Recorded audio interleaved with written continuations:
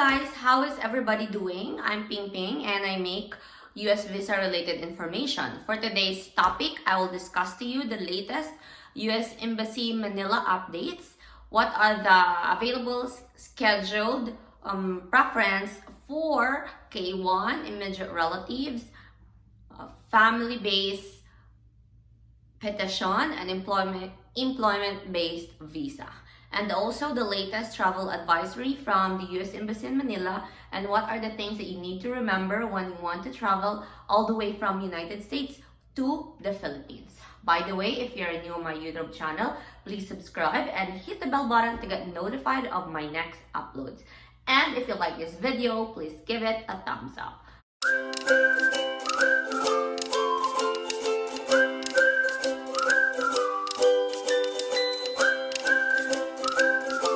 Update first, guys. For now, the US Embassy in Manila are processing inquiries dated January 29 of 2022. So guys, for example, you send an inquiry or you email the US Embassy in Manila last February 3. So please wait for a few days because right now the US Embassy in Manila are processing inquiries dated January 29. So in the next few days, you will receive reply from the US Embassy regarding your inquiries.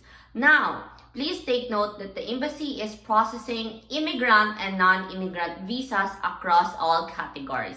Yes guys, the US Embassy in Manila is processing all visa types or all visa categories. But they have a few reminders and announcements regarding that. Because with the significant backlogs in most categories, wait times are, very lengthy and they cannot give you exact date when is your interview. So all you need to do, guys, is check your email or the available appointment schedule on the website. So here are the cases that they are working on. For K1, guys, please take note, K visas, cases being scheduled were documentarily complete in the NVC or National Visa Center last October of 2021. So the US Embassy in Manila are now catering in interviews for K1 for the cases approved last October of 2021 for IR1 to IR5. As of February 2022, most IR visa cases scheduled for interview in the US Embassy Manila were documentarily complete at the National Visa Center in February of 2021. So right now, they are already handling cases February of 2021. So they are behind schedule for 1 year. So processing wait times are very lengthy. So before, if the processing are only 8 to 12 months, now it takes 2 years because they are way behind schedule for 1 year for IR1 to IR5. Now for current employment-based visa, they are being scheduled in the US Embassy. Those are documentarily complete in July of 2020. So now for most current family preference visas such as F2B, cases were documentarily complete in October of 2019. So now is 2022. I hate it. I really like 2021 maybe. Okay, now is 2022, guys. For family preference, the US Embassy in Manila, they are catering interviews for family preference that were documentarily complete in National Visa Center last October of 2019. So guys, I received a comment.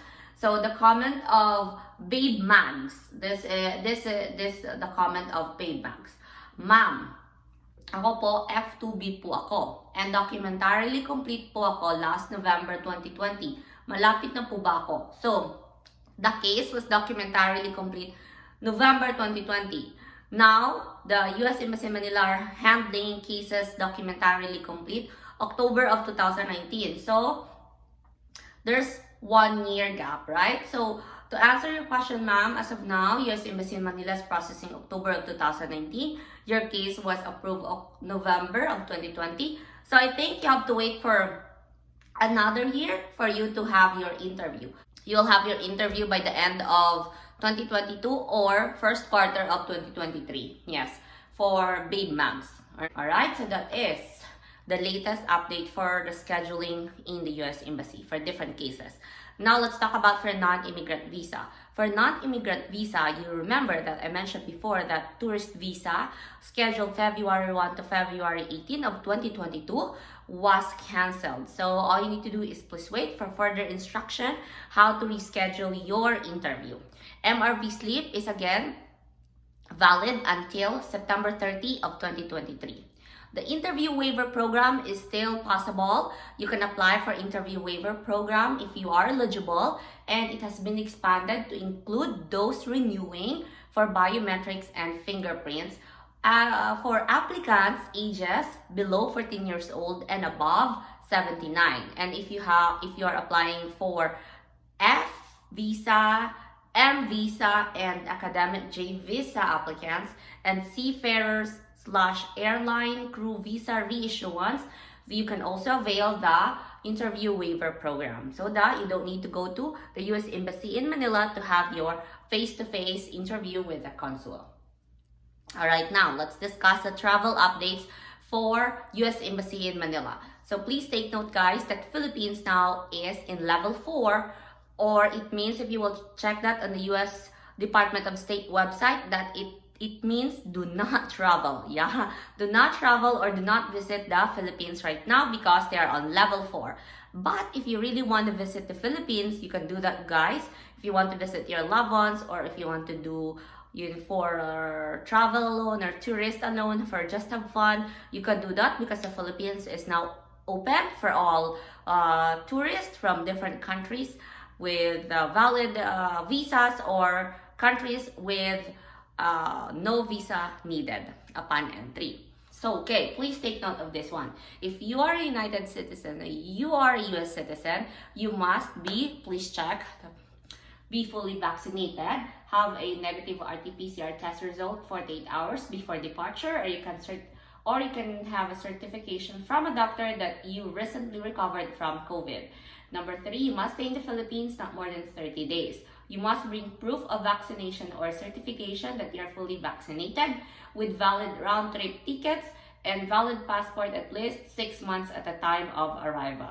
With travel assurance from reputable insurers for COVID-19 treatment with a minimum coverage of $35,000 US.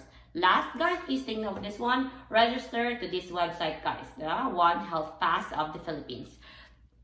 Guys, you have to register to the One Health Pass if you're traveling to the Philippines, so that when you arrive at the NAIA International Airport, you have that confirmation that you registered in One Health Pass. They will look for that, okay? So to avoid delays, please register at One Health Pass. Now, friendly reminder, so I will show you. Visa-free to foreign nationals who fail to fully comply with the conditions and requisites shall be denied admission into the country and shall be subject to the appropriate exclusion proceedings. Once admitted into the country, they are no longer required to observe facility-based quarantine, but shall self-monitor for any sign or symptoms for 7 days, with the first day being the date of arrival. However, they are required to report to the LGU of their destination should they manifest any symptoms. Alright, guys, so that's it. That's the latest travel updates from US Embassy in the Philippines. So if you want to visit Philippines, it's okay. You can go and have fun, visit the very nice beaches, Boracay, Palawan, go. So, alright, guys, so that's the latest updates for US Embassy in Manila. Thank you so much for watching, and I hope you learned something from this video. Have a good one, and bye!